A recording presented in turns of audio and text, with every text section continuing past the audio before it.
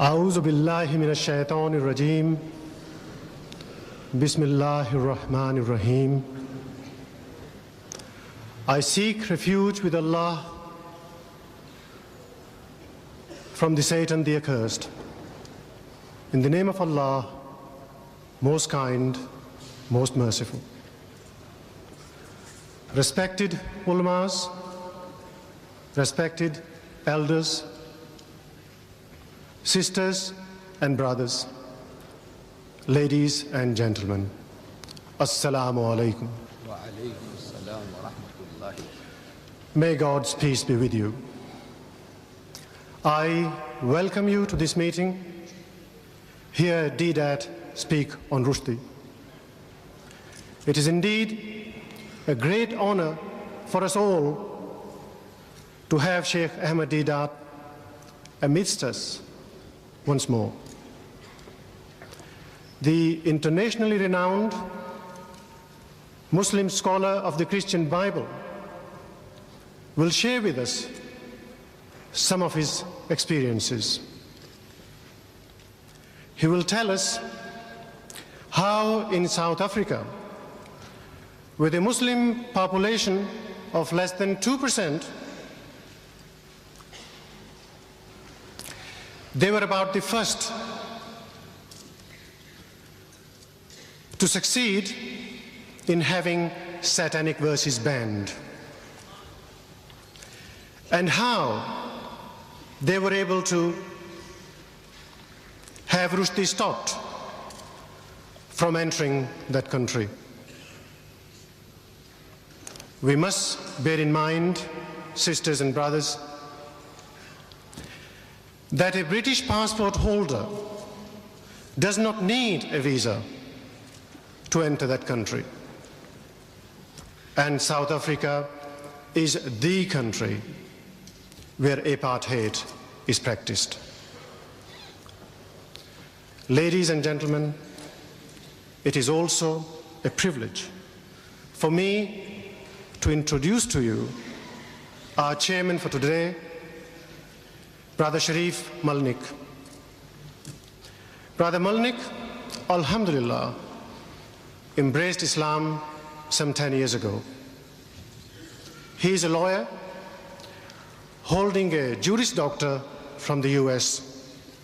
He is a successful international businessman and presently resides in London. Sisters and brothers, Mr. Sharif Malnik.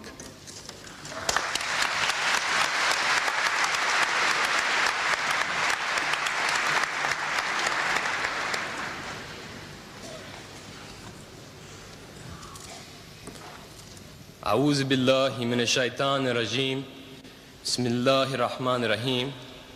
Jazakallah khair. Sheikh Deedat, Brother Shamshad, brothers and sisters, ladies and gentlemen, Assalamu alaikum wa rahmatullahi wa barakatuh. Wa alaikum assalam wa rahmatullahi.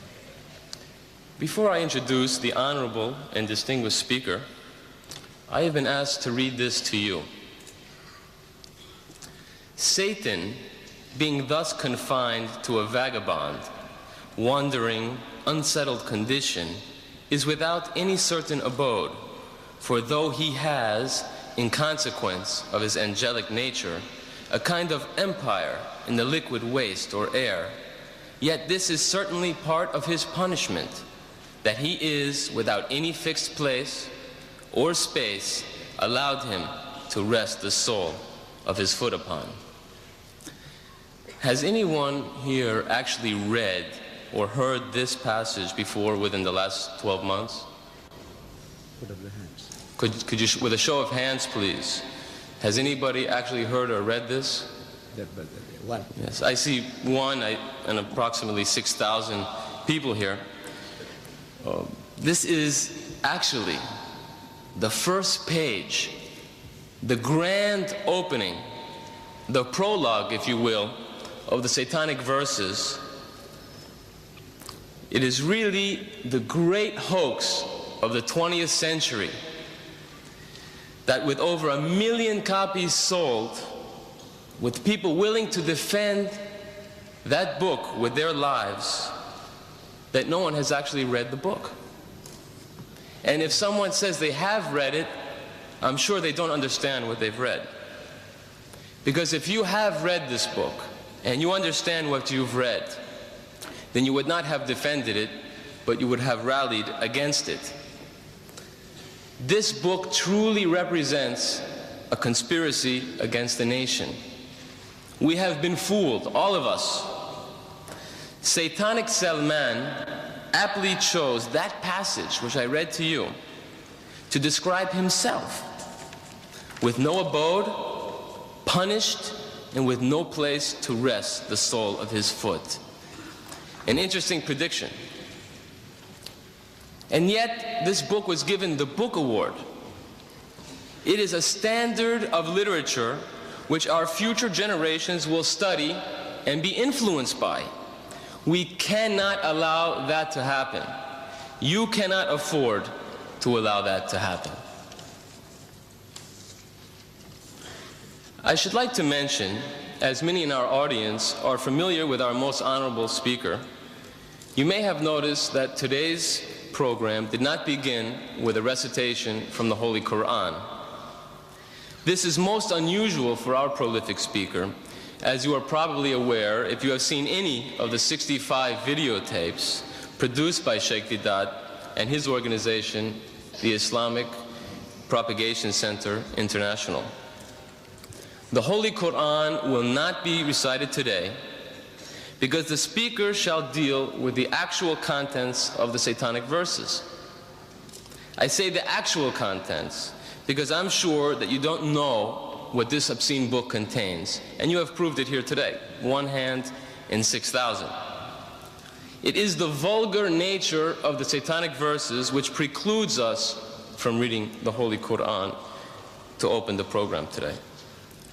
But, ladies and gentlemen, somebody has to do the job. Do not despair. Sheikh Ahmed Deedat is here with us today, and he has done the job for us. He is the first person to deal with the contents, the actual contents of the satanic verses, however distasteful this may be. He is not afraid to dirty his hands. For, in order to remove an impurity, one must necessarily dirty one's hands. Let us remember that it is Salman Rushdie and his defenders who have provoked and necessitated this response. I would like to warn the audience that passages from the satanic verses will be read aloud. These passages are offensive to every decent man and woman. Unfortunately, there is no other way to properly deal with this subject. So I would suggest that we have 2 minutes. If there are any persons here who are prudish, or if there are any children here, I would suggest that they take this opportunity to leave the hall. You have been warned also in the advertisements that this is not for prudish men or women. It is necessary to lay out a few ground rules under which we shall operate today. We ask, or rather insist, that you remain calm and orderly. Do not attempt to break the stage security perimeter. At the end of the lecture, members of the audience are invited to ask questions related to the topic. Allow the speaker his uninterrupted time to speak, and then you may participate in the discussion by asking your questions at the appropriate time. I have no doubt that many who are present here today are genuinely seeking truth. Let our behavior today confirm that. It is my great privilege and honor to introduce a world-renowned Muslim scholar of the Christian Bible and comparative religions, director of the Islamic Propagation Center International in Durban, South Africa, the author of dozens of books, a great lecturer and debater who has debated with Jimmy Swaggart, the United States evangelist, Professor Clark, Dr. Robert Douglas of the Zwimmer Institute, and so on and so on. His credentials are too numerous to list here. Ladies and gentlemen, brothers and sisters, respected elders, may I present Sheikh Ahmed Deedat.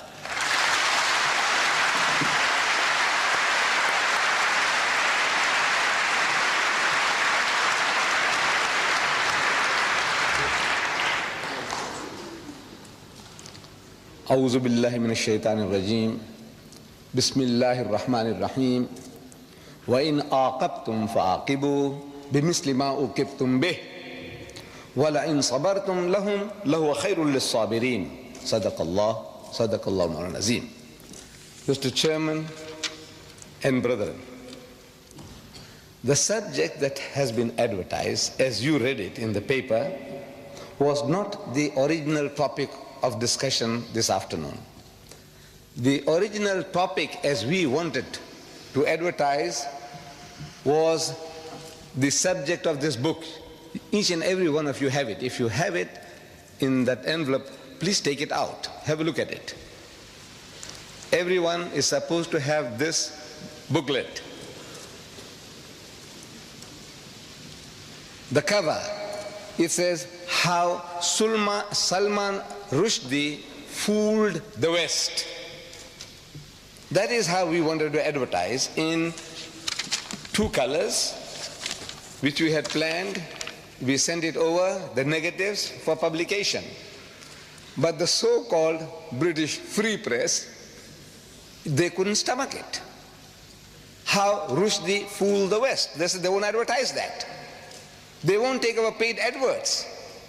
Believe me, I am talking about your great country, which stands for freedom of speech and expression.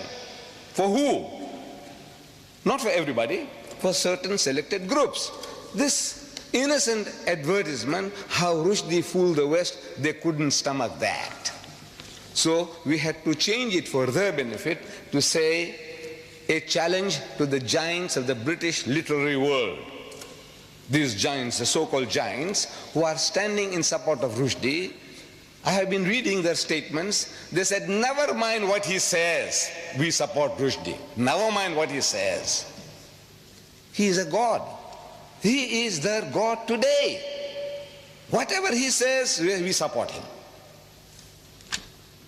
How can you deal with people like that? You say, come forward. Now I want to educate you. I want you to know what he says, because you haven't really read the book. That is why you talk like that. An amazing thing, I'm telling you now, really speaking, nobody has really read the book. Muslims and non-Muslims. Because I'm meeting your people in this country, journalists.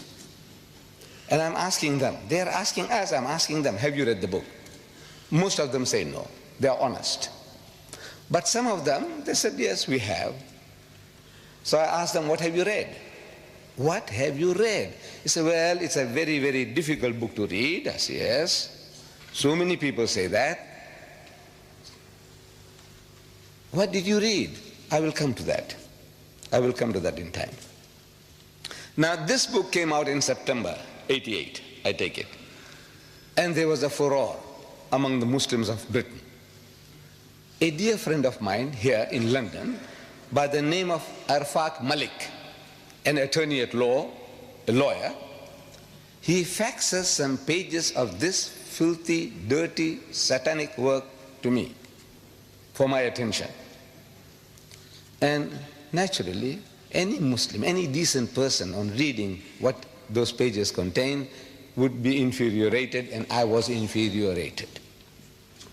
What to do? We said, this book should be banned. So we made an approach to the director of publications, a censorship board in South Africa, and showed him a few selected pages.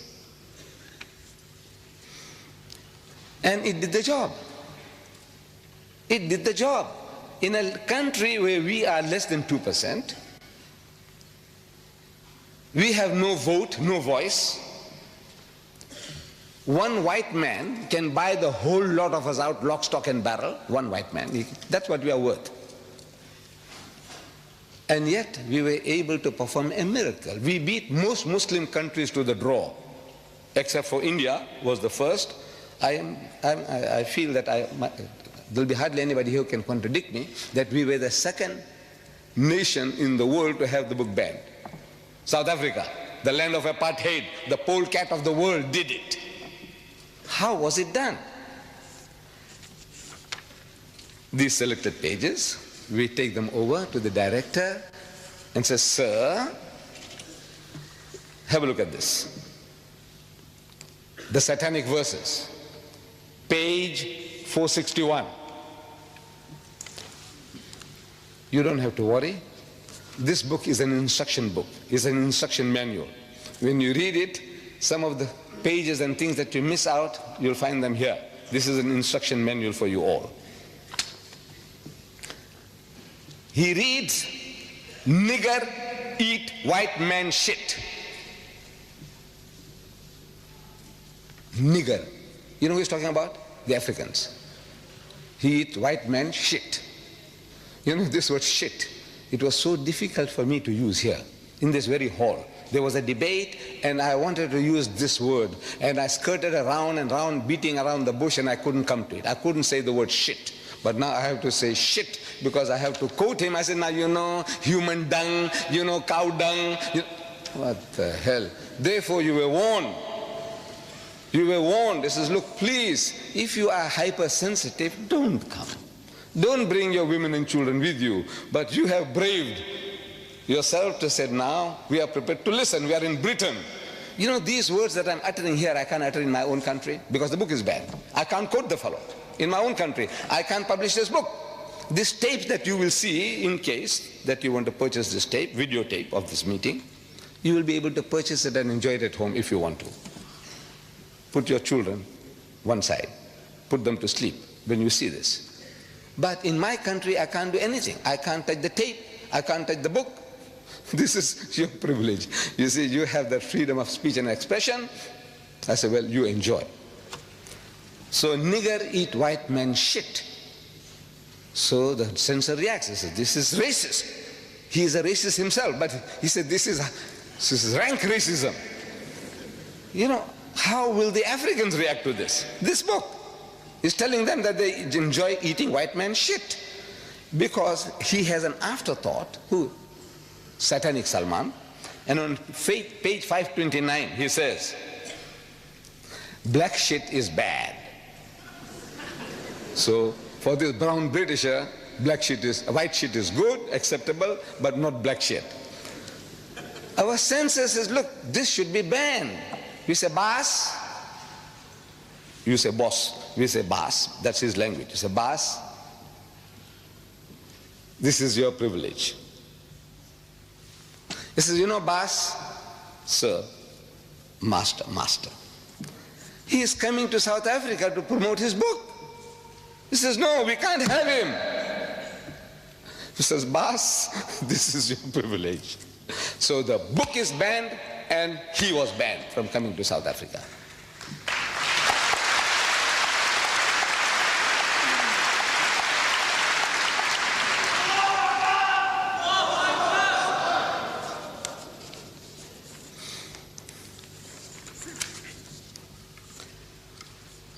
We could have done the same thing here.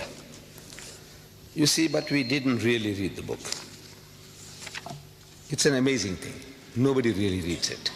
You see, we get worked up emotionally. This is human nature. Something that hurts us, we have no time to think.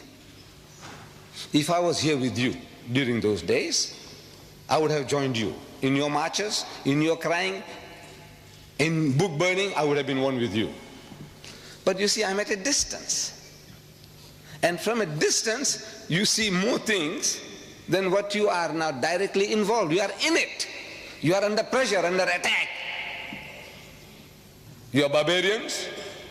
You remind them of Hitler. Hitler burned books, so you might also create a Nazi party here and, you know, overtake the country. All these fears, they well up, and now you have to battle with this.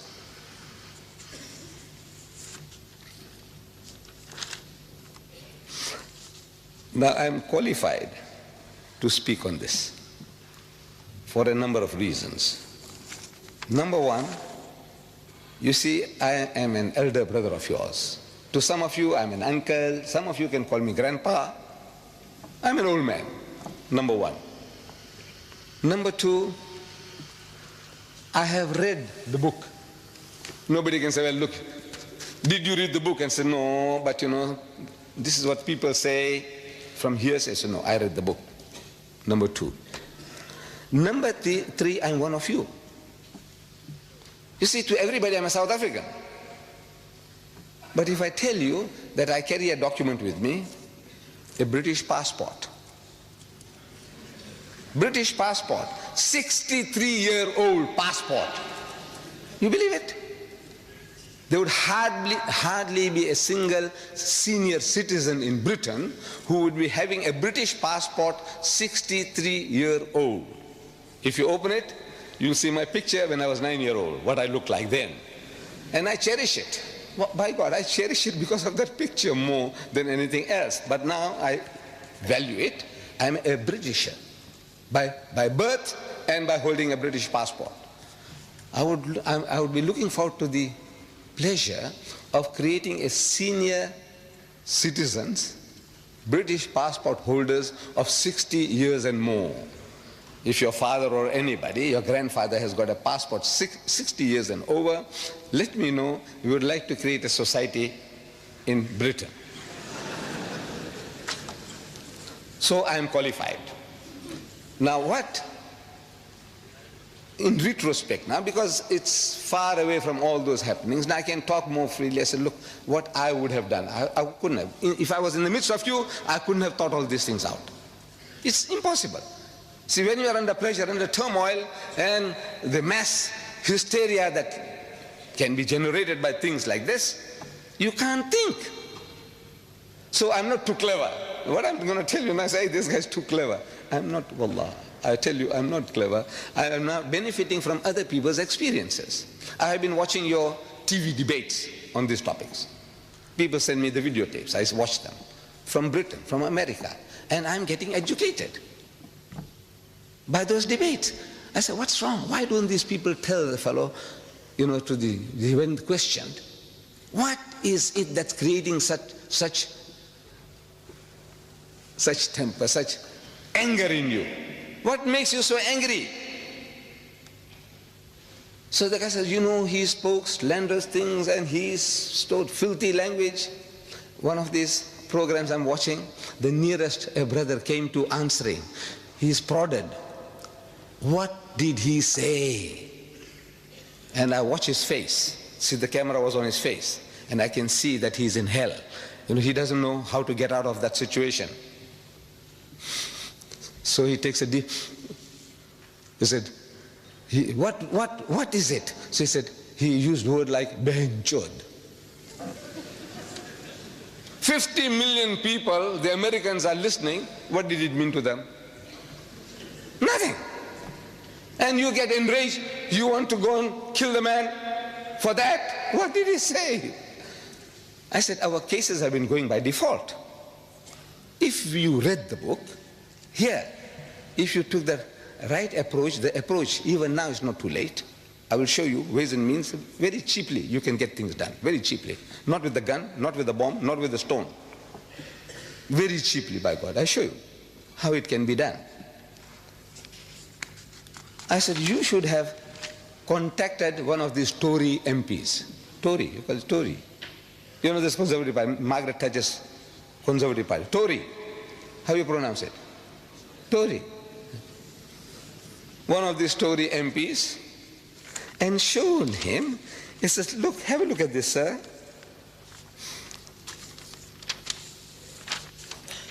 Our Iron Lady, our Prime Minister, this fellow Rushdie, show him the page, open the page 269. He calls our Maggie torture. Torture, not Thatcher, torture. One sentence, one word sentence, torture, full stop. Then he calls her Maggie the bitch. You know that? He is calling our Prime Minister Maggie the bitch, and he got away with it. Then on page 80 of his book, he says the British. I don't know how I'm going to say it. Page 80, he says the sister, F-U-C-K-I-N-G, British. You see, he's thinking in Gujarati or Hindi. He's born in Bombay. He wants to use the word that our representative used on the TV, Behin Chod. No, he's thinking in that language and he translates it, but not at that stage. When he uses that word, no translation.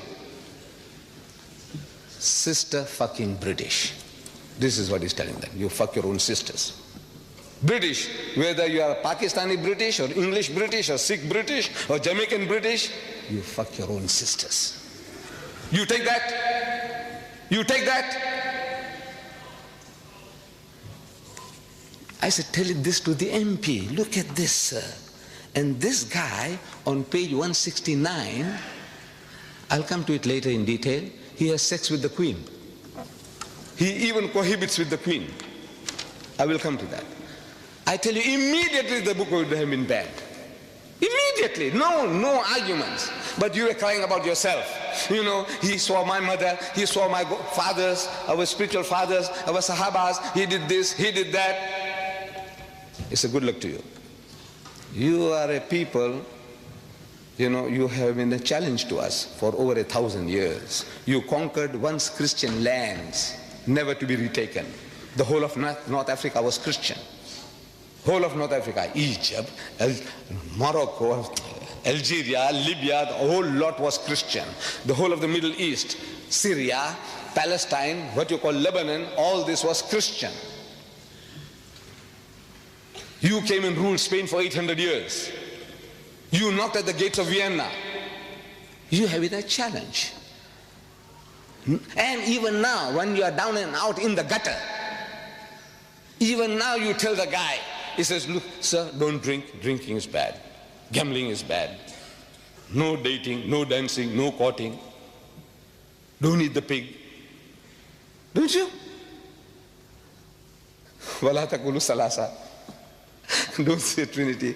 Look, you are a thorn in his side. Now for a change, your own child, one of your own, he's put a pineapple up your backside. See how it feels now? He's getting sadistic pleasures. He's getting pleasures in our pain. You cry, you wail, you burn books, you march, he's happy. He's getting a subtle revenge on you through your own. The way was to turn the tables. Bas, I don't know how you address them. I don't know how you address them here. I would say, Bas, Pakka Saheb, look what this guy is saying about you. Not about me, my mother, about you, your mother, your sister, your wife, your daughter. You show him and you see how he reacts. Some fellows tell me that the British are insensitive. They are insensitive. They have grown a thick skin. You can tell them what you like, you can swear them as you like, they don't react. I said, don't take a chance. You're making a mistake. He's highly sensitive. But his sensitivity is selective. Where it affects him, I will give you illustration, examples.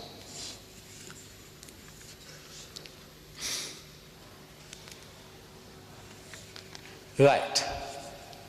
So generally, they pose us the question, have you read the book? And when we say no, they have a big laugh. They have a big laugh. Now for a change, you should ask them, have you read the book, sir? He says, no. And you are armed with this booklet of mine. You just memorize some of these statements, verses, and you quote him. He says, you know, sir, the first page of Salman satanic verses, first page, chapter 1, page 1. He says, a direct quotation I'm giving you, direct quotation from the book, page 1. Don't go far. Start with page 1. You have been going too far. You know, you are going to page 268 and 200, 300. Don't go that far, start with page 1. If you have been reading, you can start with page 1. Even before page 1 you can start with his prologue, his prophecy about his own destruction. Not a place to rest his foot upon. No place for him no peace. That's what he's saying. He's prophesying somebody is making him to write. He said, look, this is your end, this is your destiny. That's the first page, really, but he doesn't number it, so we take chapter 1, that page, first page, he says, proper London. This place here, London? Are we in London? Yeah, proper London. Bye. Here we come. Those bastards down there won't know what hit them.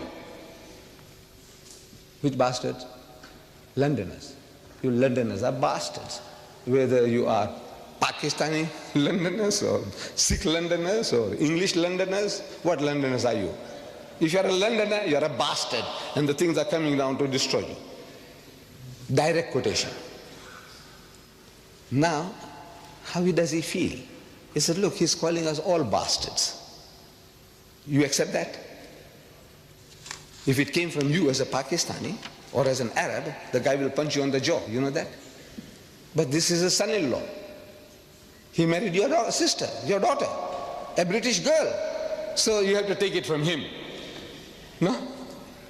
You see, we people from the East, we seem to respect our son-in-laws, our brother-in-laws more than our own children.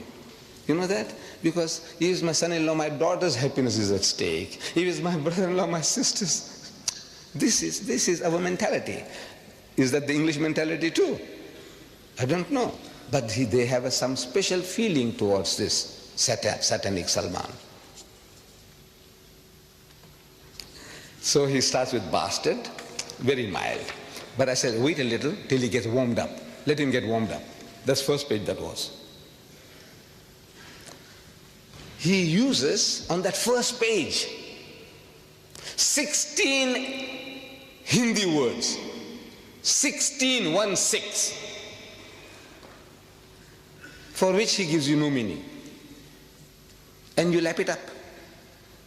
I'm talking about the English now. The Hindi, maybe some Hindu. Our young people, what will they understand? Yar, bhai. Huh? What will you understand? What is he talking about? Takatamtum. No. If I read it to you, you can't imagine anybody taking this book up, paying 15 pounds, the fool. He pays 15 pounds for this book, and he reads this. I read the first paragraph. See what you make of it. To be born again, sang Jibreel Farishta, tumbling from the heavens. First you have to die. Hoji, hoji, hoji, hoji. The Englishman understands what he's saying. Hoji, hoji. To land upon the bosomy earth, first one needs to fly. Tata, takatum. The Englishman laps it up. Very nice, very nice.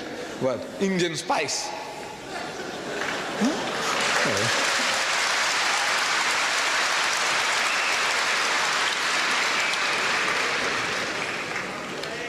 Still the paragraph is not finished. How to ever smile again? At first you won't cry. How to win the darling's love? Mister, without a sigh. Baba, if you want to get born again, just before dawn, one's winter's morning, New Year's Day, or thereabouts, 2 real, full-grown, living men fell from a great height, 29,002 feet, towards the English Channel, without benefit of parachutes or wings, out of a clear sky. And this is a masterpiece of the English language. Yes, for which gets a Booker Award. He gets a Booker Award for that. And it carries on 16 words. And by the time I finish up, I said, you know, this guy here, he spattered the whole book, over 100 different exotic Indian words. And the choices of the language from the gutters of Bombay, or the sewers, you know, sewer pipes from the sewers of Bombay. Page 80. He says, hijras, chutias, shits. The Englishman, I want to know what is he lapping up. He's telling the guy, hijras, chutias, shits. Do you understand shits? So he senses the other thing must be also something. But what does he know what he's reading? And these poor fools, The French will translate that into French with Hijras Chutia shits, and the German will Hijras Chutia shits. And our Jewish brother and cousins in Palestine, in Israel, in Hebrew they will write in Hebrew, and they'll write Hijras Chutia shits. Shits, of course, they'll have the word for it. What are they doing? This guy has made a monkey out of everybody. Look, he's a mighty genius. He's our own. We produced him. But the British cultivated him. They are his godfathers, protectors. You know, I can't even translate this. I can translate, I know the meaning. Bulk of you think you know the meaning. You really don't know the meaning of what he's saying. Very few, very rare. What he's getting away with. We should ask the Penguin publishers, sir, do you know what he's saying? You haven't translated, he hasn't given you a glossary at the end of the book to tell you this word means that, this, nothing. He doesn't do that. He doesn't do that. He's getting away with murder. But nobody showed it to our fellow countrymen. So look, this guy is making a monkey out of you, sir. Look what he's doing to you. We must ask the Josephine Pauline Thompson of the General Secretary of the PEN, you know, this society of all these essayists and editors and writers and playwrights and all that kind of thing. They have a society called PEN, acronym for all these things. Michael Foote and the Booker Prize Committee. Ask them, what is this for which you paid this guy $800,000 or pounds? I don't know whether it's dollar or pound, but it's 800,000 all right, as advance money. He said, this shit, don't give another printer. We will have this. We will eat this. That's what they did. Advance money. He said, look, this is for us. Reserve it for us. He's made monkeys out of everybody. And he got money in the process. He's our product. He's a mighty genius. Now, if you say that the British are insensitive, I say, no, you're wrong. They're not insensitive. I'm reading in my country, call for ban in our local newspaper. It's a dateline from London. The news comes from London into our newspaper there. Call for banning a person. Furious British MPs. I'm reading. You will find this on page 9 in your book. Don't take it out now. Leave it now. Leave it now.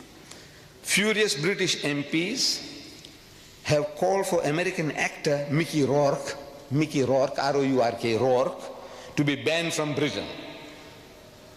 Harry Greenway, Conservative MP for Ealing North, said, I hope the British government will never allow this man to set foot on our shores. Never allow this man, this American, originating from Ireland. His grandfathers or great-grandfathers had migrated to America. He's an actor. And they won't allow him to come into Britain, ban him from coming to Britain. I'm shocked beyond belief, he said. Greenway says, I'm shocked beyond belief. The MPs were particularly incensed by his use of a 4-letter word. Because that guy used a 4-letter word, Mickey Rourke, to describe Mrs. Margaret Thatcher's policies. That's all. Not for her, not describing Margaret Thatcher, but her policies. He used a 4-letter word. You know what the 4-letter word is. Anybody don't know, put up your hand. You don't know what the 4-letter word is. You all know, thank God. For a 4-letter word, they're so incensed, they won't allow him to land in Britain. But Rushdie does one better than that. He uses the same 4-letter word, for which the Mickey Rourke can't come to Britain, but he improves upon Rourke by making it active. That guy said F-U-C-K, he ends it by I-N-G, ing. The first word gets stuck in the throat of the British, and the second one goes down, slips down easily, because he makes it ing, fucking policies. Can you imagine? No, double standards. No, they didn't know. He uses four, in half a paragraph, he uses that word 4 times to describe Margaret Thatcher's policies. Listen. Oh, full stop. That's a sentence. Master of speech. No, it is. Look, the shorter the sentence, look, they tell us, in language writing, if you can, full stop. That's a masterpiece. It is. If you know about writing, you'll agree. He says, no, that's a master. Full stop. She's radical, all right. Talking about Margaret Thatcher.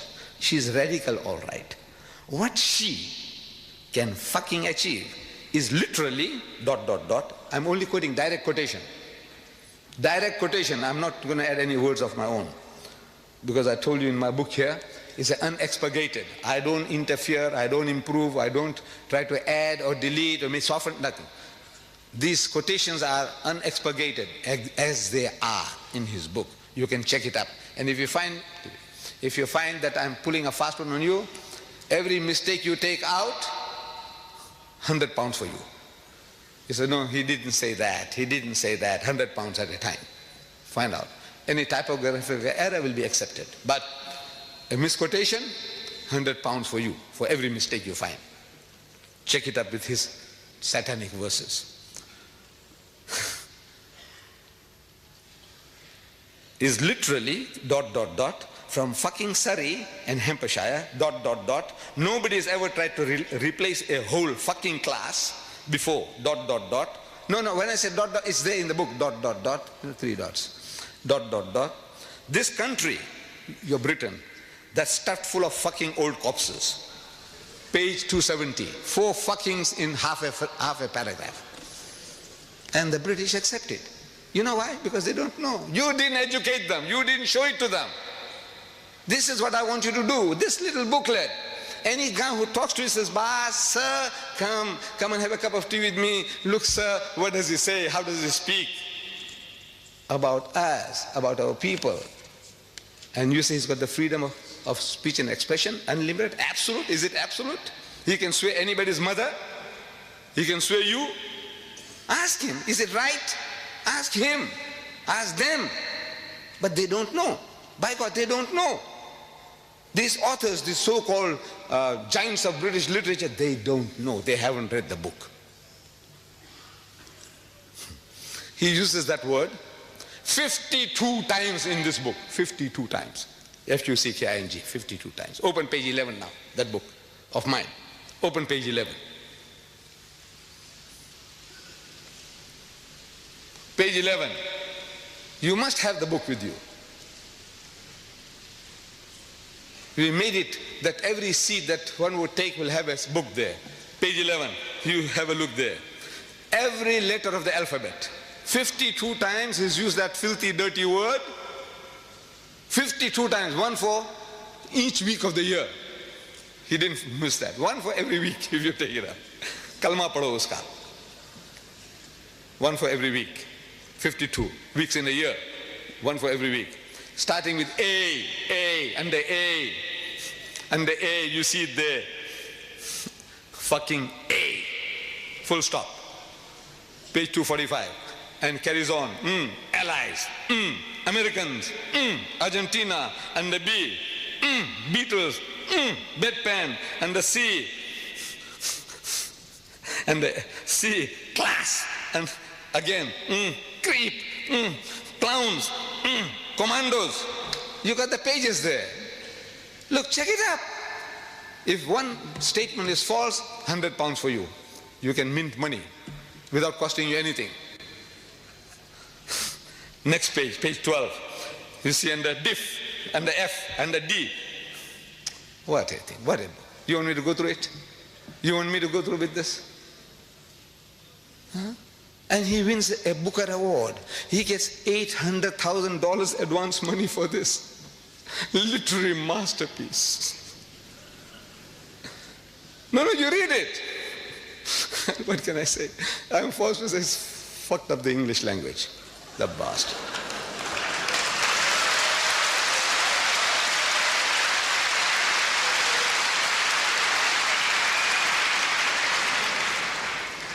What does he say about our Iron Lady, Mrs. Margaret Thatcher?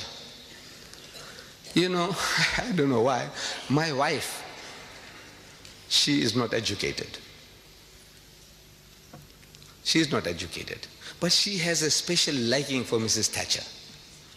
When Mrs. Thatcher appears on the TV screen, all stations close, all stop, all work stops. She must listen to her. You know, maybe it's her militancy, her forcefulness, the clarity of her expressions. She is very clear. She loves Mrs. Thatcher. My daughter, she loves Mrs. Thatcher. They don't understand her policies. Look, you might want to question me. Please don't question me about her policy. I don't understand myself. But I also admire her. You know, the way she speaks, I like that lady. On page 269, he says, this torture, Maggie the bitch. Maggie the bitch. I'm asking, is that right? To call the leader of your nation a bitch. You call her torture? Maybe Mrs. Thatcher can take it. You know, she's so big, she's so great. What is the dogs barking? Let them bark. Call her a bitch? Maybe she can take that too. But I'm asking, the feelings of her dear son, Mark. You tell him that you are a son of a bitch. Because if mother is a bitch,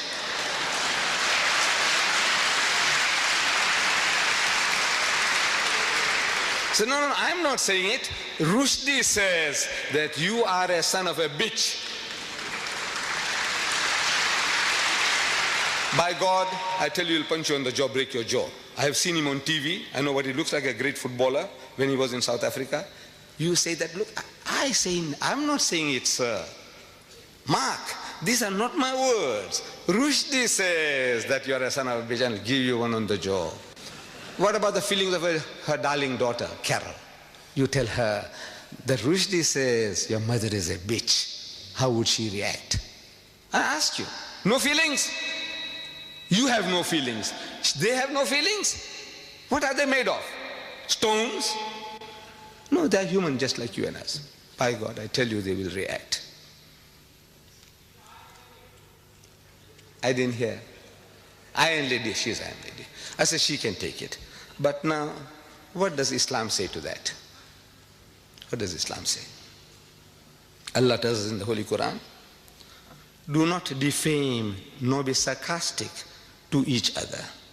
وَلَا تَنَابَذُوا بِالْأَلْقَابِ. Nor call each other by offensive nicknames. This is our teaching. Don't call people by offensive nicknames. Iron Lady, maybe it's an honorable. You say, look, you know, she's tough and strong. You know, she can do more than a dozen men's job. She's great. She takes it as a compliment. Torture, is that a compliment? We know it's not. He's distorting Thatcher to torture. Allah says in the Holy Quran, where? In Surah Hujurat. Where do you find Hujurat? In the book, in the Quran. How do you find Hujurat? I said, look, if you have this book, you must have it. You live in this country without this book? I don't know what I can tell you. This book here by Abdullah Yusuf Ali, this translation, at the back of it has a very comprehensive index. Somebody gives you a reference, Hujurat, and the H, look for Hujurat. It'll tell you chapter 49. 49 is easy to find because every page is numbered. Every page is numbered. Once you find 49, as an ayah number, verse number 11, easy to find. So you read the وَلَا تَنَابَذُوا بِالْأَلْقَابِ. And do not call people by offensive nicknames. Teaching you. Or another place under slander. Don't slander. Give you references. Don't backbite. Gives you references. What do you want to know? Anything you want to know, everything here is on your fingertips. And this is your privilege to have this for £5. Almost 2,000 pages for £5. There are fools who are paying £15 for 547 pages. This satanic Salmans, satanic verses, 547 pages, thick, these are thick pages, cheap paper. They are out to mint money. The cover is beautiful. The cover, as you see, is very beautiful. It is beautiful. You know, I mean the coloring, the production is good. But it's only a piece of paper. This is hardcover, solid, gold written. This is paper, but however, it looks very nice. 547 pages of filth, rubbish for 15 pounds. This 2,000 pages, 5 pounds. 2,000. This is Fletcher Bible paper. But most of you, I know you haven't got it. You haven't got this book. You have to arm yourself. They are available outside. We made it easy for you. Don't go start hunting for this book. You won't find it at Foyles. If Foyles had it, they'll charge you 50 pounds. Make it impossible for you to buy. 5 pounds outside here is highly subsidized. Get it. For yourself, for your neighbor, for your employer, as a wedding present, as a birthday present. There's no better gift you can give to your family, friends, and even to your employers, even the non-Muslim. 5 pounds, 5 pounds, 5 pounds. Take them one at a time, 2, 4, 5, 10, take them. Keep them. Maybe you might not be able to repeat the 5 pounds for 2,000 pages. This is 15 pounds for 547 pages. This filth and rubbish. So Allah says, don't defame people.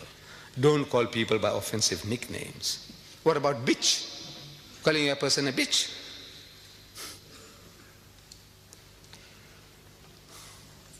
You besmirch the name of a fair lady in these terms, that she's a zania, bitch is a zania. Other words, softer words, they call them tat, they call them call girls, call them hookers, whore, harlot. This guy, he calls her a bitch. In the house of Islam, anybody making such an attack upon anybody's personality, he must produce 4 witnesses. So-and-so is a bitch, produce 4 witnesses, eyewitnesses. And after having given their evidence, if under cross-examination, if one of them fails, only one out of 4, one fails, everybody gets 80 lashes. Everybody gets 80 lashes each. If one guy fails in cross-examination, this is proof false, everybody gets 80 lashes. You call us barbaric. Tell him, this is barbaric. We want to protect your mothers, your sisters, your wives, and your daughters from any kind of besmirching of their character. And you call us barbaric. We are barbaric. You are civilized. Everybody's mother, sister, daughter, wife, you can call them bitches, whores, harlots. What else? Hookers, tats. What else? What is this? What have you come to? You civilized people, cultured people. 80 lashes each. He does not even leave our queen, Her Majesty, the defender of faith. She is the defender of faith. Our queen, my queen, as a British subject. My queen. He has sex with her. Listen to this spicy piece. We should read to the British. Look, this is what he says. He doesn't even spare our queen.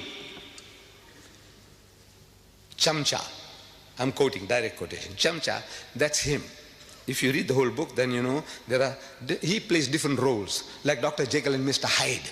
He goes as Jibril Farishta, that's him. Chamcha is him. But in both cases, he's like Mr. Hyde. You saw Dr. Jekyll and Mr. Hyde, he's Hyde all the time. But he makes people to say words. Chamcha. He makes one of his characters say, Chamcha. He found himself dreaming of the queen, of making tender love to the monarch. She was the body of Britain. Who? The queen. She was the body of Britain, the avatar of the state. She is the avatar, the spirit of the state. And he had chosen her, joined with her. He joined with her. In holy matrimony? In what? He joined with her. She was his beloved, the moon of his delight. Page 169. What is he saying? He joined with her.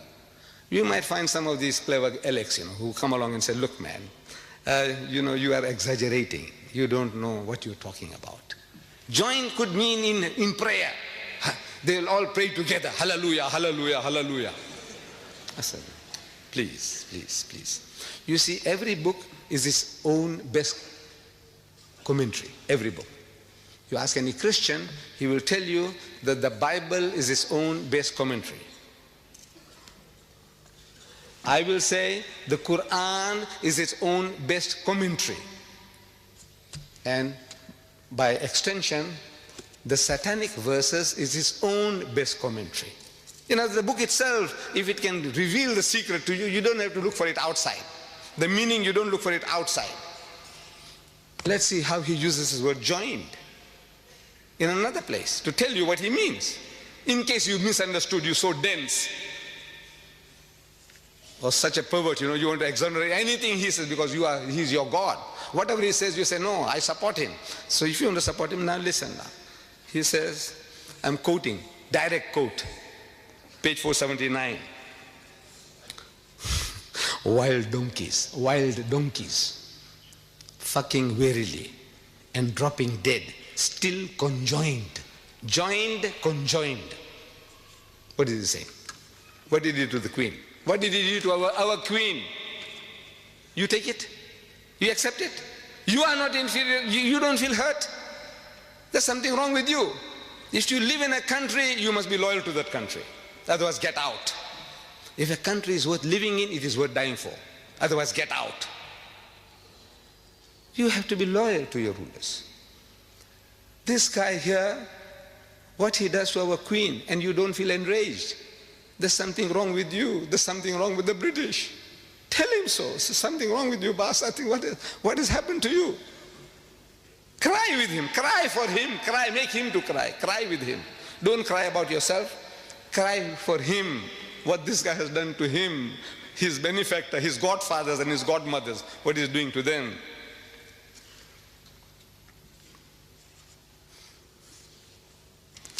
They are now reading this book in public. This is an obsession. Marianne Wiggins, his second wife, American. I had read her statement before she ran away also. She also had enough of this guy. First what he did to, if I have the chance I'll tell you what he says about doing to white women. What he did to first one and he did to the second one. But Marianne Wiggins, she said, if I was free, if I was not his wife, I would have read it all over Britain, place to place. At the present moment, there is a woman called Susan Sontag of this literary guild. She's reading it in public in New York, religiously, daily. She's gathering people, men and women, black and white, young and old. So listen to this new Bible of theirs, the satanic Bible, the satanic verses. She's reading it to them. And there is a young man, an Afro-American. He's listening. He's very attentive. And she's reading from the book. She says, she's reading, I'm quoting, page 261 of the satanic verses. White women, never mind fat, Jewish or non-differential. White women were for fucking and throwing over. This is, I'm reading page 261 of the satanic verses. That she is reading to the public and the boy is listening. White women, no man fat, means, they look like a lump, a bag of potatoes, sexually not very, very desirable. Or Jewish with a poly nose, a crooked nose, don't worry. Non-differential, you can't make out the difference whether she's Swiss or German or French or English, what? You can't make out the difference. The only qualification is she must be white. If she's white, they are away for and throwing away. So this young man, he hears, and he's out for mischief with 5 other friends of his. He is going to the Central Park in New York, and he sees a white woman, very athletic. She's doing jogging. She wants to keep herself fit and trim. So they see her, and it triggers the fellow off. This is it, man. The Bible says, satanic Salman's satanic verses says, white women, no man, fat, Jewish or non-differential, this is nice and trim, so they go for her like a pack of wolves, and one fellow bashes her on the head and she falls unconscious, and they gang raped her one by one. And when they're caught, they said that the pleasure that they got in the sweat and the blood and the gore, it titillated the taste. You're programming people, can't you see? With filth. This is how you program, create devils, morons. Brainwashing, they're being brainwashed. You want this to be read to your mother, your sister, your wife and your daughter, and you Penguin Viking, what's it, Peter Mayer of Penguin Viking, you gave this fellow $800,000 to tell the world that your mother, your wife, your sister and your daughter, they were for and thrown away. What has happened to you? How did he bewitch you? What has he done to you? How did he do it? Shouldn't you ask him? Shouldn't you ask anybody, how do you do it? When our white rulers were shown that, they said, no, ban the book. What are you doing? You're going to program people. They will be looking for white women. Wherever they say white women, do you know what they are for? So they went what is called wilding. On the 8th of May, Times Magazine, if you can lay your hands on it, it says wilding, new word. They invented a new word. Means they went wild, they went berserk. Like a pack of wolves smelling blood. What are you doing? What are you doing to the world, to mankind? And Mrs. Thatcher, just recently, I'm reading this, Monday, September 11th. Maggie says no to sex investigation. I don't know whether you read in your newspapers. Dateline from London again. She says no to sex investigation in Britain. There is a society or a body, this is Mrs. Thatcher has said no to plans for the biggest ever investigation into the sexual habits of Britons. They want to know the preferences of the British men and women in sex. This is no. Maggie says, no, you shall not do that. I admire her for that. By God, I admire her. She's Muslim. She's Muslim-like. Maybe she's reading the Quran.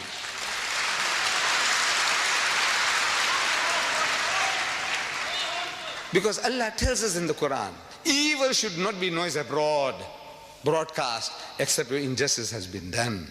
Because once you say things, there are things you can insinuate and you can program people. Like this. Look how easily people can be programmed. British girls are too easy. British girls, I'm reading from Sunday Times, one of the leading newspapers, Sunday newspapers in South Africa, dated July 9th. It says, British girls are too easy. Latin lovers reckon there's no skill in chatting up British girls because it's too easy to get them into bed. The Italian stallions in the holiday resort of Rimini hold a Playboy of the Year contest, earning points for each girl they make love to. They have a contest. Prim, Catholic Italian girls merit 10 points. If you get a prim Catholic Italian girl, if you get her into bed, 10 points for a bonk. One bonk, you get 10 points. French girls, if you can bed a French girl, you get 6 points. And if you bed a German Fraulein, you get 5 points. But British tourists are worth just 1 point.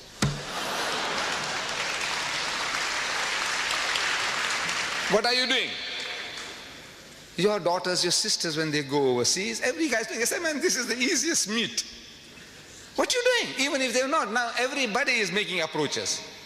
Like a bitch in season, that every British girl is like a bitch in season. Anybody comes, anything goes. This is what the guys are saying. You want to have a sex survey here? Here, September 16, 1989, The Economist, your news magazine, The Economist, says a woman was raped on a London tube. You know, your underground. She was raped. So they carried out a survey. And a survey showed that only 24% of women thought the tube safe during the day, during the daytime. Only 24% of women thought the tube safe during the daytime, and only 1% at night. You know what they're telling you? This is semantics, playing with words. They're telling you that 99% of your mothers and your sisters and your daughters are terrified at night, 99%. But they say only 1% feel safe. Instead of saying 99% feel unsafe. The masters of language. This is how they do it. You want the world to know? You want to take statistics? Dr. Kinsey, the American, he did it. The Life of the American Female. The Life of the American Female by Dr. Kinsey. I read it. I read it. But I will not allow my wife to read. Fortunately, she can't. But I will not definitely allow my daughter to read. Why? Because by reading that stuff, it's going to pollute their minds. It'll give them filthy, dirty ideas which they could never have imagined. I can't give you details because it might create the same problems. I will not share it with you, what I read. Dr. Kinsey's Life of the American Female. If you read it, it's the same. The British female is the same. The French female is the same. The German female is the same. On the average, it'll be the same. Gives you ideas. Filthy, dirty things. Mrs. Margaret Thatcher is wise. She says, no, you shall not do it. I take off my hat to her. By God, she's acting as a Muslim. This is Islam. These things you don't do. And even what they call, this is royal gossip that even British rags won't publish.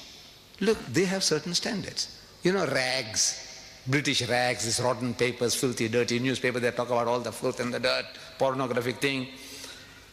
And bigger headline, not even Britain's notorious gutter press. You have a gutter press here? Even notorious gutter press dares to print the story Yanks have read, the Americans have been reading. What? Mum's the word about Zara's dad. Mum's the word, keep quiet. Don't utter anything about who is the father of Zara. Who is Zara? She is the daughter of Princess Anne. Now they're insinuating that she is the bastard child of Peter Cross, who was her bodyguard. 8 years ago, he committed adultery with her, and he got this child, which was given out to the world as the child of Peter Phillips. But she was not. She is a bastard child by Peter Cross. The picture is given. The princess is there. The princess is there. And the dashing detective is there, behind the princess. What are you doing? What are you insinuating? You are destroying the life of a child. Can't you see? One child. You are insinuating that she is a bastard child. She is a bastard child. At school now, 8-year-old girl, wherever she goes, if she's cross or angry about something, he says, I know why you are cross. Zara, I know why you're cross. Because you are the daughter of Peter Cross. Can I say, look at her, look at the picture. Maybe she was sullen or in a moody, this thing. Here, they give you a picture where she's sullen, she's moody. He said, you see, she's cross because she's the child of Peter Cross. And this starts where it started in Britain. One of your leading newspaper men here, the doyen of British newspapers, of the Daily Mail, columnist, Nigel Dempster, he goes to America and he makes these insinuations. He says Mr. Dempster was offering his expert opinion on the recently announced separation of Annie from her Mark Phillips, her husband, the undisputed father of Annie's son, Peter, age 11. Undisputed. He's got it blood tested. Can you imagine? He says now he's undisputed. How do you know he's undisputed? But now he's undisputed. He's giving the guarantee that the 11-year-old boy is undisputed his father's son. Asked by an interviewer to explain the breakup of the marriage, Mr. Dempster said, the problems dated back to the birth of Zara and cited long-standing allegations of an affair at that time between Annie and a dashing detective, Peter Cross, who was then her bodyguard. The newspaper says it's an old trick. Get the story published over here, means in America, first, and then you can write about it at home in England. You say, the Americans say, I'm not saying anything. The American newspaper said that Zara is the bastard child of Peter Cross. Can you do that? In the house of Islam, can you get away with that? By God. But this we want to protect, we want to help you, we want to teach you, but you can't teach, you can't help if you don't know the book yourself. We don't know our own book. We don't know the games that they're playing to be warned. Once you know, you can deal with the matter better. We are told, Allah tells in the Quran, Ya ayyuhallazina amanu, say, O you who believe, Ajtanibu kathiran min az-zann. Say, avoid of much of suspicion as possible. Inna ba'da dhanni ithmun, because in most cases suspicion is a sin. Wala tajassasu, and do not spy upon one another. Wala yaghtab ba'dukum ba'da, and do not backbite or slander one another. Ayuhibbu ahadukum an yakula lahma akhihi maytan. Is there a single one of you? Is there one of you who's prepared to eat the meat of his dead brother? That's what you are doing. The person is not there to defend himself or herself. You are eating your dead brother's meat or your dead sister's meat.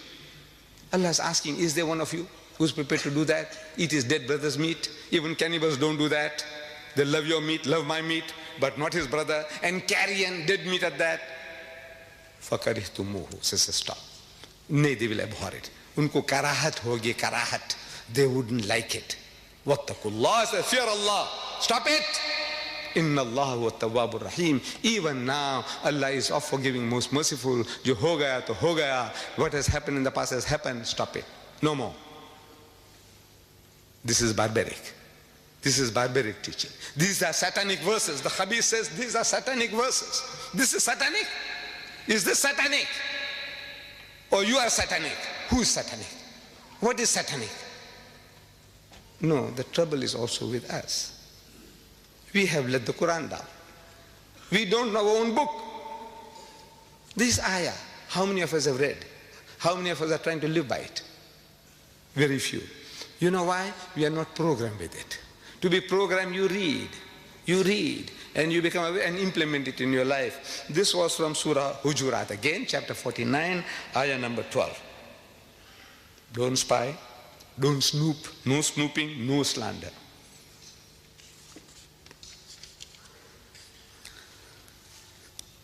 This guy, he spares nobody. He spares nobody. There's some type of sickness. I think there's a special word for it. A man who hates everybody, anybody, everybody. Even himself. If you read, he hates even himself. There's something sickness. He is a case for a psychiatrist. But he is an evil genius for writing. And there are conspiracies at work. Conspiracies, people are conspiring for this. They want this to be done. They want this guy to do. They gave him advance money beforehand. So come on, man, write this book. It's a grand idea that now you can slaughter the Muslims with filth. I said he spares nobody. Even my Hindu cousins. My ancestors were Hindus. I come from Bombay, India. My ancestors were Gujarati Hindus. I'm thanking Rajiv Gandhi. We all Muslims, we must thank Rajiv Gandhi for banning the book.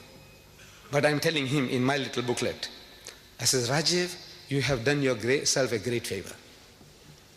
I will not attribute motives to him. Oh, he wants to curry favor with the Muslim voters. No, don't do that. If a man has done a good deed, acknowledge it. Rajiv, I thank you for what you have done. Thank you very much.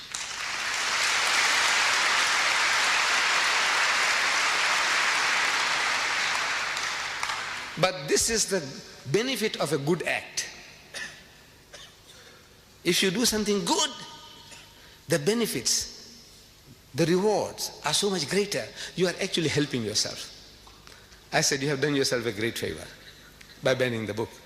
Because in that book, maybe he didn't know, maybe the Hindus don't know that he hasn't spared the gods of the Hindus.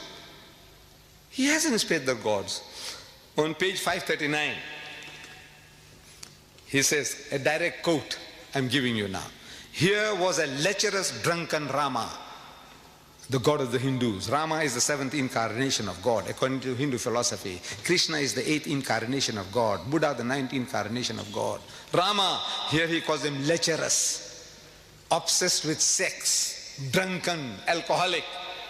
Rama, and a flighty Sita, his wife, worshipped by millions of Hindus as a goddess.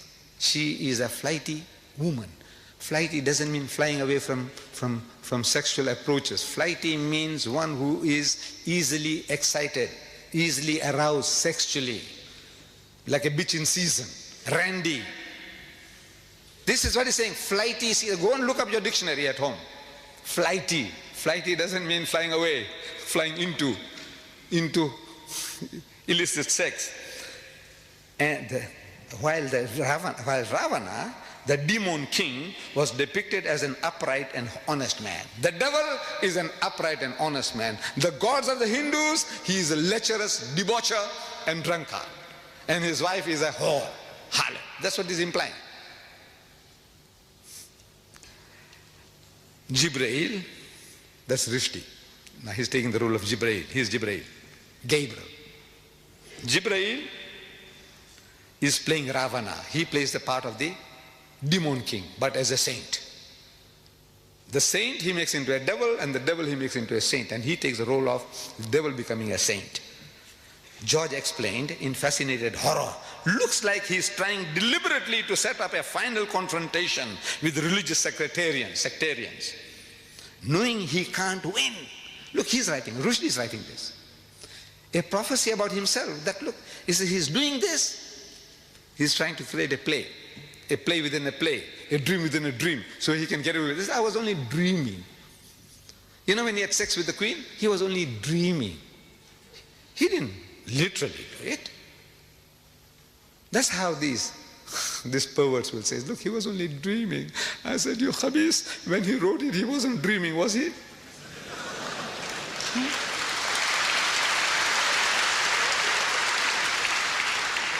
So it's a dream within a dream. So he said, look, it was a dream. This guy dreamed and that other one dreamed other dreams.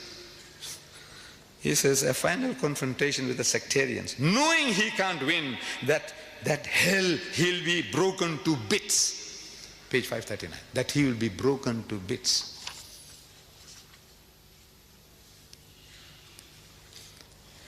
My dear brothers and sisters, the problems generated by this satanic Salman satanic verses in his notorious book are too vast for any one person to handle. Please, let me conclude that if such are the priests, these are the priests, the prophets of these atheist and agnostic people, these are their gods. If such are the priests, like Rushdie and his fellow travelers, with a Bible like the satanic verses, God bless the congregation. And if such is the generation congregation, then God bless our queen. God save the queen.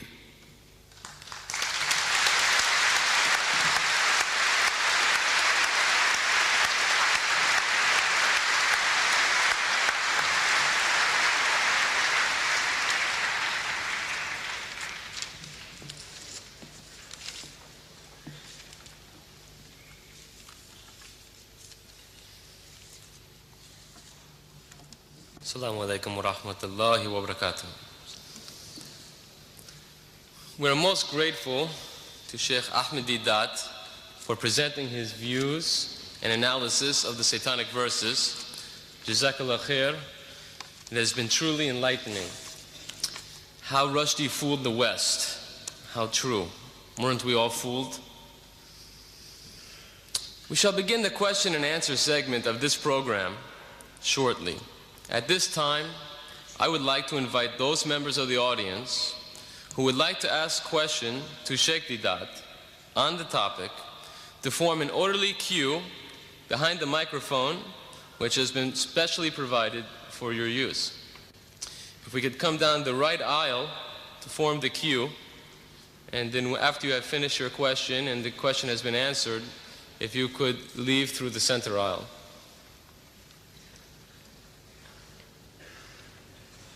Identify themselves. They can identify themselves. While you are forming the queue, it is essential that the following guidelines be strictly adhered to, so I would like to fill you in.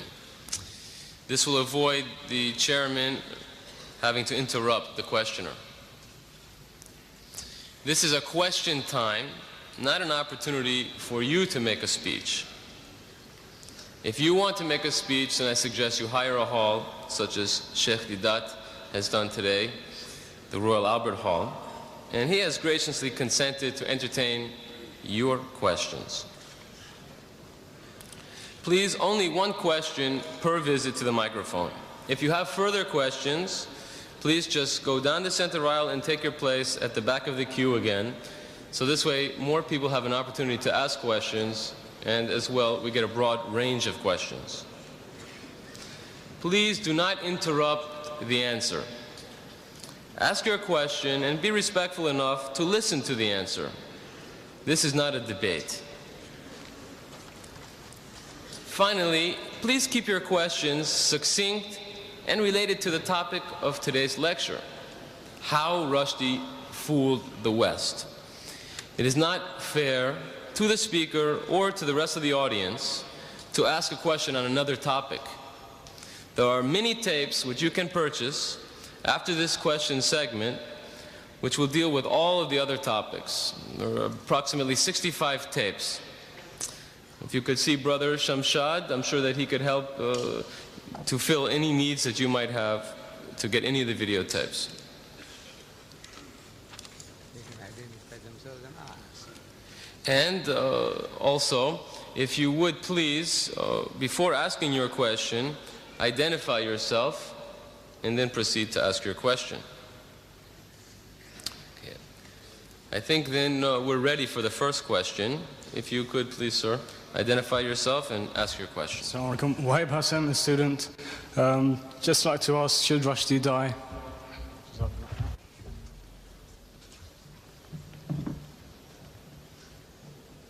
My son, are you British? Are you British? Huh? Yes. You are a Britisher. Now, if you are a Britisher, you see, I said, how Rushdie fooled the West. You are one of those. And if he did to your queen, if he did to your ruler, Mrs. Thatcher, what Rushdie did, I want to know from you, what would you do? What you would do. I want to know, if you are a Britisher, if you are a loyal citizen of this country, I want to know from you, what would you be doing?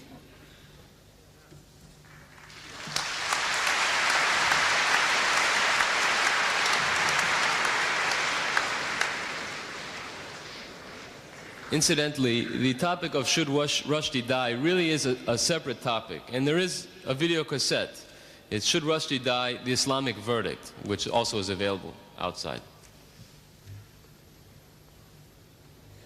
The next questioner, please. I would like to ask that whether satanic verses can be an insult only against Islam, or it is an insult against all religions, including Christianity and Judaism. And if yes, is it not a good idea to ask the leading figures among Christians and Jews to express their views, whether they agree with the content of this book or not? Because I personally believe it is not insult against only Islam. It is insult against all religions, including Christianity, Judaism, and Hindu religion.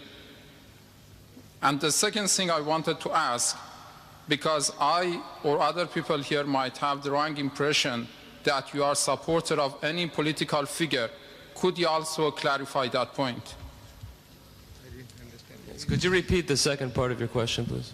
I or other people might have the impression that you are personally a supporter of certain political figures in this country. Please clarify also that point. Thank you. The second question first. I have no affiliation with any political parties or any religious groups. I'm a Muslim, and I stand here as a Muslim, and I speak as a Muslim.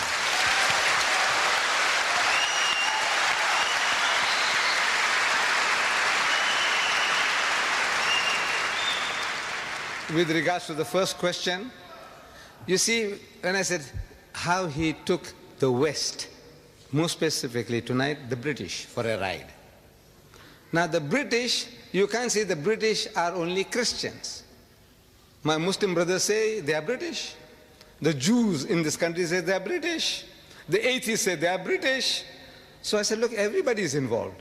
You don't have to carry any religious label, affiliation, to specifically address you. He says, now look, you as a Jew, you know, you are being attacked. You as a Christian are being attacked. I said the whole of humanity, or the whites in general, and we Muslims in particular, everybody is attacked.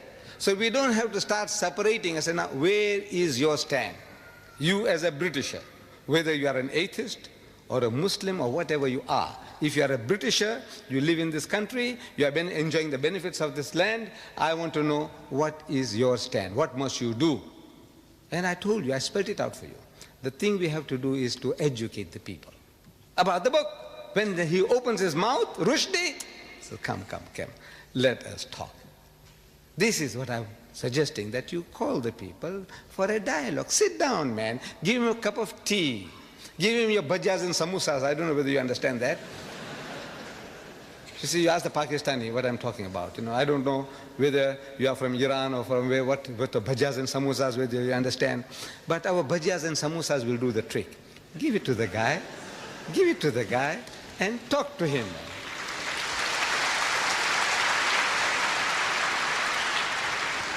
Inshallah, the job will be done. I 100% agree with what you say, and I think it's a very good idea that in rational debate it's pointed out that this book is insult against all the religion, not only Islam. The whole of humanity, the whole of humanity. Good. We have the next questioner, please. Would you identify yourself, please? Assalamu alaikum. My name is Khalil. I am British. We say Rushdie how he fooled the West. But so far, Mr. Deedat mentioned he's a genius. To me, my judgment after what I've heard from you, he's an idiot.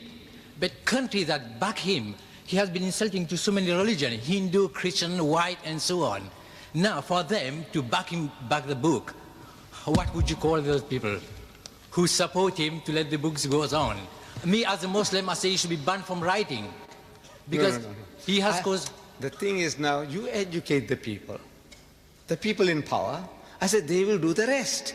If you had shown to Maggie what he says about Maggie, you didn't do it. You didn't do it. You didn't tell the people, he said, look how he's abusing our queen. Did you? Anybody did it? Did anybody go and tell the people, he said, look what he's doing to our queen? They are tolerant in this country. This is the problem. They are tolerant. They can accept, like we say, the Iron Lady. There isn't a Britisher you can go and tell him that he's the son of a bitch. You go and tell him and see how tolerant he is to you.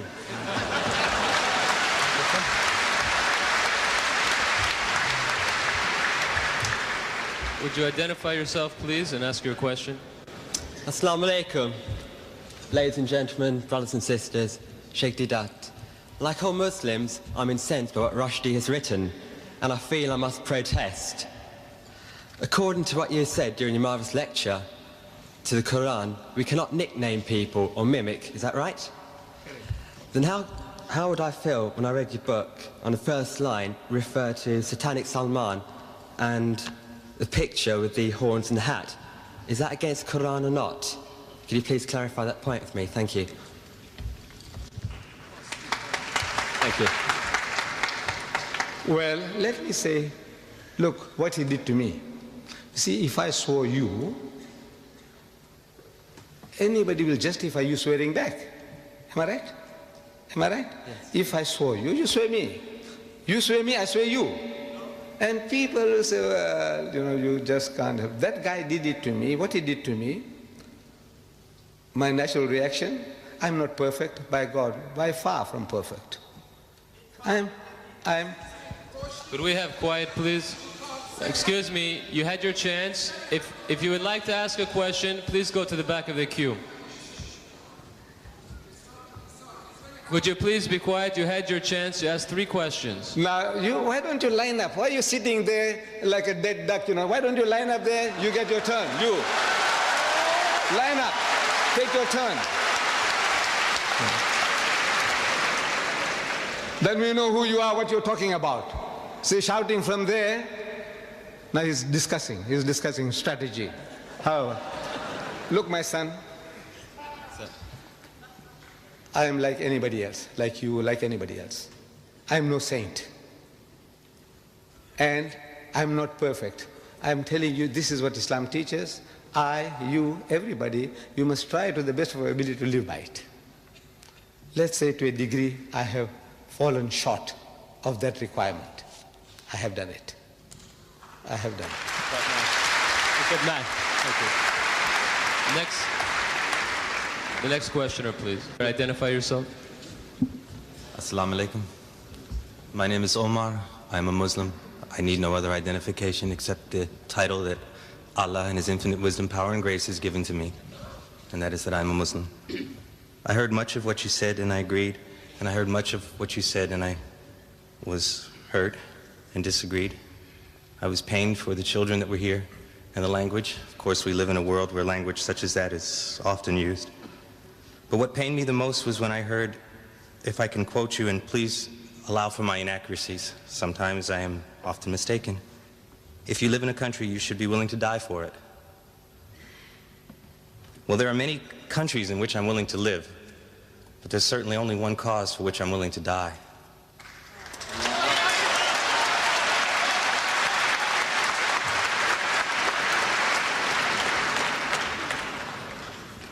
Please clarify yourself if you could. Yes. Thank you. You see, I made a statement that if a country is worth living in, it is worth dying for. I did say that. Islam teaches us that if you can't live, you can't practice your religion, you can't do things right, then you make hijrah. Allah tells in the Quran that His earth is vast. You know, for provision, He will provide for you. Make hijrah and go. Go somewhere else.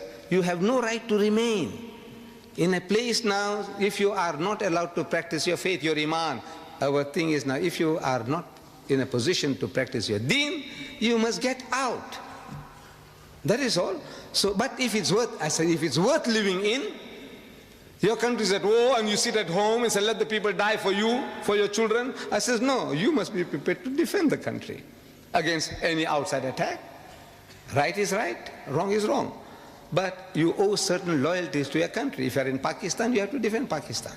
If you're in Saudi Arabia and there's conscription, in my country, there's no conscription for the black man. But if there is, I can't help it. He said, look, if you live in this country, you have to fight for this country. Otherwise, get out. So this is the answer I can give you, my brother.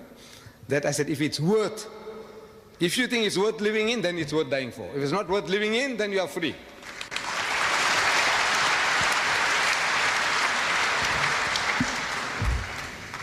Assalamu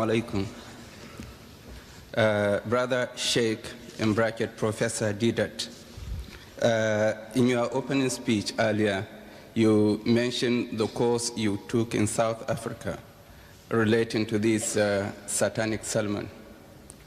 I think I am in full support of what you did, and I am very pleased with the success you got. But will people, say in predominantly Muslim countries, and also Muslims living in this country, follow the same course?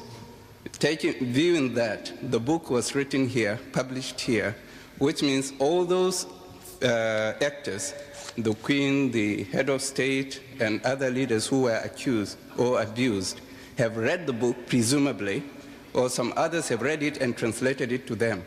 They knew it, and yet they allowed it to be published. So if they didn't object to it, we as Muslims living in this country, though I'm not British, but I'm living here, should we not protest to defend our own religion, our own faith, our own belief?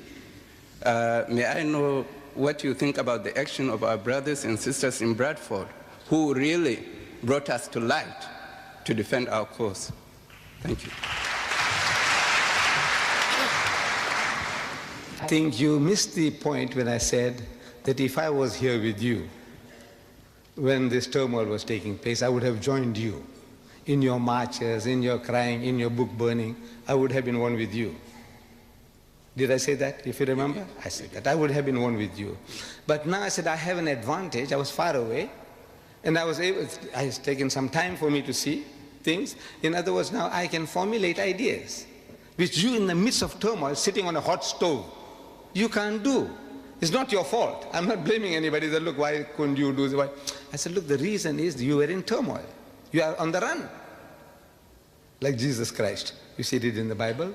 The man is on the move. Every time he opens his mouth, people want to stone him. So he's on the move. It's a different circumstances from another man who is at peace and rest and is able to deliver a message. So I have that advantage and experience from other people's mistakes. I'm benefiting. I say, look, this man here on the program was questioned. Have you read the book? And our heroes, almost all, they say no. So I said, no, I mustn't fall foul of that. Suppose I go to Britain and I offered 50,000 pounds to BBC TV. BBC TV, I offered them 50,000 pounds to give me 5 minutes on prime time to give them the best of Rushdie. I said, you want to read in public? You had the blasphemous banquet? Give me only 5 minutes and I give you 50,000 pounds. Give me 5 minutes to read to you the best of Rushdie. No reply.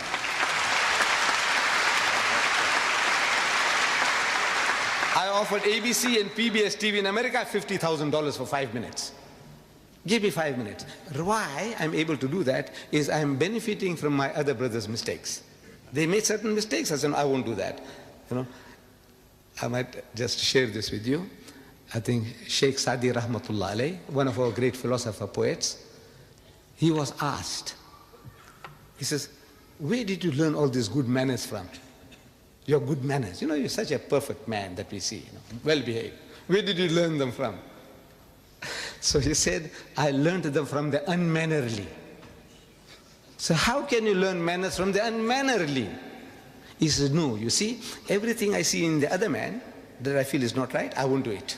So this thing you did like that, I won't do that. That mistake you say, no, I won't do that. So I learned my good manners from the unmannerly. What do you? So I was only benefiting from other people's mistakes. That is all. Thank you very much. You are great. Next questioner, please. Could you identify yourself, please? Assalamu alaikum. I have no question, but a request. A request only to Dr. Deedat, what he's doing in this world, to be translated, one share with our research and invite everybody to come in speaker corner. Nikal kar khankaon se, Dr. Iqbal says, Maulana Lolabi Kashmiris, in Kashmiri is translated in Urdu. Nikal kar khankaon se. Sir, could you ask your question? Ada kar rasme shabiri. کہ فقر خانقائی ہے فقر اندو و دلگیری آپ سب کا کام ہے نکل جائیں گھروں سے بارکوں کو مسجدوں کو جہاں کوئی ایک سفید ملتا ہے اس کو رشتے کی شیطانیت سے آگاہ کریں please translate in English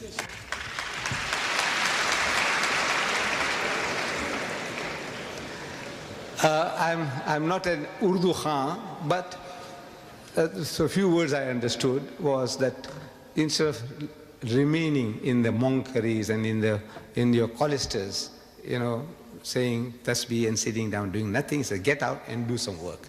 That is what is. In essence, that's the message. Assalamu alaikum rahmatullahi wa barakatuh. Brothers and sisters, Sheikh Ahmed. It's all right us saying, right, to stop Salman Rushdie for what he's done to the brothers and sisters. But don't you think he's done the damage already to us? Don't you think what he's done already is very bad already? So don't you think that if we did see him, our natural reaction would be to do something to him? Wouldn't you think so? For what he's done to us? You are a Britisher? Yeah. Right. Your feelings are my feelings. Yeah. Can we have the next questioner, please? Would you identify yourself, please, sir? Assalamu alaikum wa barakatuh. After all the things that that Salman Rushdie did, said, and would he be allowed back into Islam? Would he be allowed to accept Islam again? You see, accepting Islam, this is in the hands of God, whether Allah accepts. If you commit murder, rape, whatever, you commit a crime. Now, if you make istighfar, repentance, sincerely to Allah, Allah can forgive you. But in the house of Islam, the Sharia takes its course. Allah can forgive, but the Sharia won't forgive. You committed a murder, deliberate murder, you deserve to die, life for life. But in the hereafter, your recompense is there. Allah says, all right, okay, you sincerely repented, I forgive you. That's his prerogative. But the Sharia has no right. The Sharia won't allow you to forgive if you do a crime.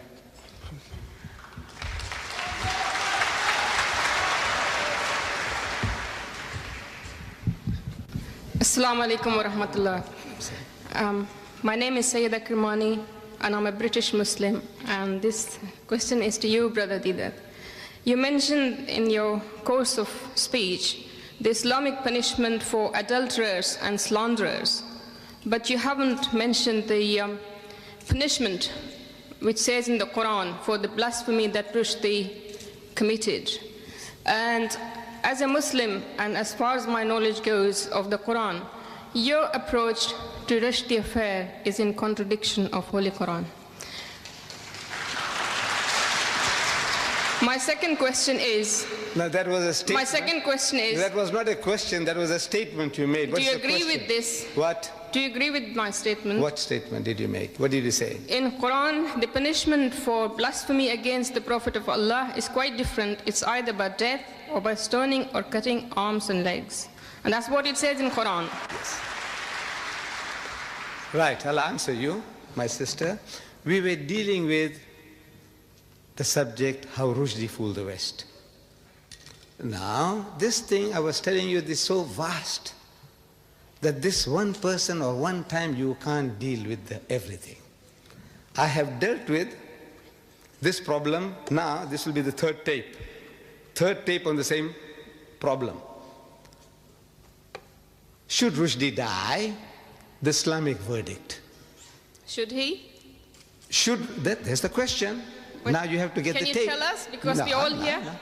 This is another lecture. You want me to deliver another lecture? No, just say No, wait. We started here at 2:30. It's 4:30 now. This will take another 2 hours. You want me to expound to you for 2 hours? Look, you can't just make statements. You have to get this tape. I'm only asking you if you agree with the Quranic punishment or you don't. I agree what the Quran says, and here we deal with it in total, 2 hours. So you agree with the Quranic punishment? As a Muslim, how can you disagree? That's all I want. I think that...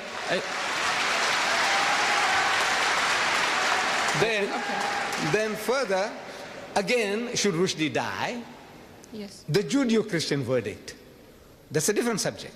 Now, at that subject, you said, look, what about Islam? I said, look, when I was talking about Islam, you said, what about... I said, look, wait a minute. You see, there are people who can make 100 different statements in 15 minutes.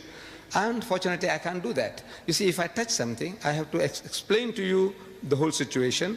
So, the Islamic verdict, the Judeo-Christian verdict, and now you will see in the future how he fooled the West. And each and every one is separate, independent, but is doing a certain job. I think that excuse me, sister, I think that Sheikh Deedat has been very patient in answering a question that is not related to the topic. And brothers and sisters, ladies and gentlemen, I would like to ask you to please remain and contain your questions to the topic.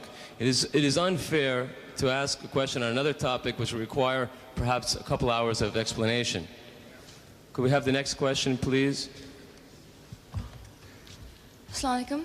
My name is Ahmed, and I'm a Muslim Pakistani. I want to ask you, is the fatwa passed by Ayatollah Khomeini, is that justified from an Islamic point of view? I don't think you understand English, my child. Look, we have been talking about how Rushdie fooled the West. Where does Khomeini fit in? The topic. Look, if you came with the understanding, I don't know whether you understood, a challenge to the giants of the British literary world, can you stomach the best of Rushdie?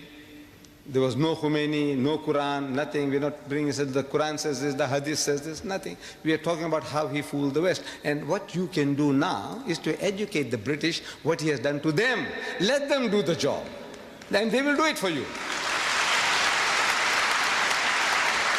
Could we have the next questioner, please? Assalamu alaikum wa rahmatullahi. Would you identify yourself, please? My name is Hajj, and I would like to ask a question to Sheikh Ahmed Deedat. He says that Rushdie has blasphemed all the humankind, all human beings.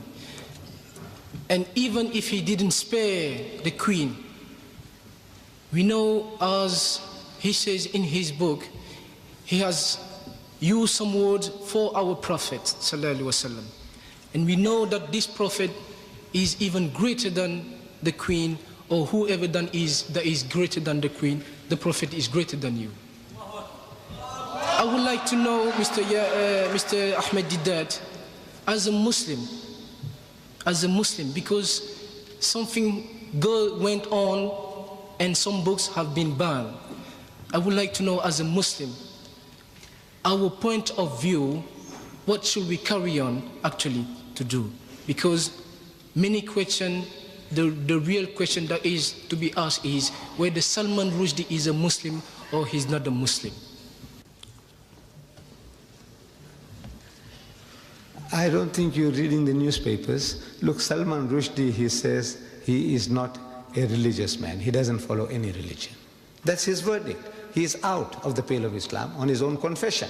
Well, now what do you want to go and ask him now? What will we ask him? He says he doesn't believe. Finish. It's over. That's what he says. He's a murtad. He's an unbeliever. So you can't treat him as a believer. What else proof you want from him now? I don't know. The whole world knows that he says he's not a religious man. He's not a Muslim. He says so. He was born in the house of Islam. You and I can be. But it's possible that you become a murtad. You become a Christian, you become a Buddhist, you become an atheist, and you still have a Muslim name given by your fathers. So that's his case. So where do we go from here now? Thank you very much. Assalam. Ready for the next question, please?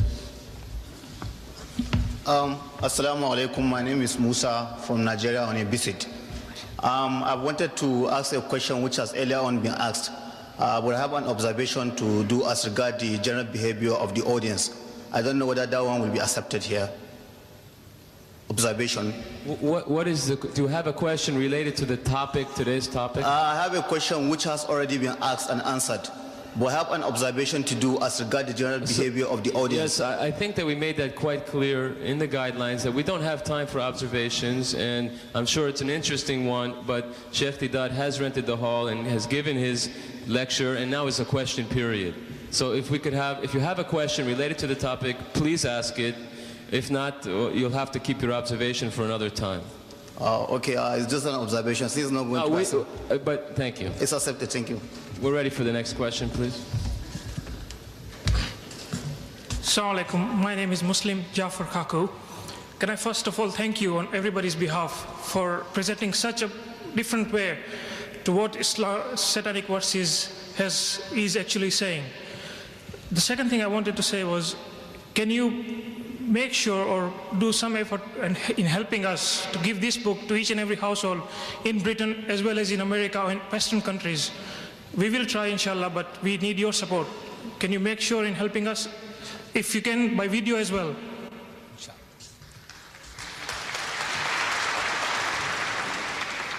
We are publishing 100,000 in Britain for free distribution, and another 100,000 in America for free distribution.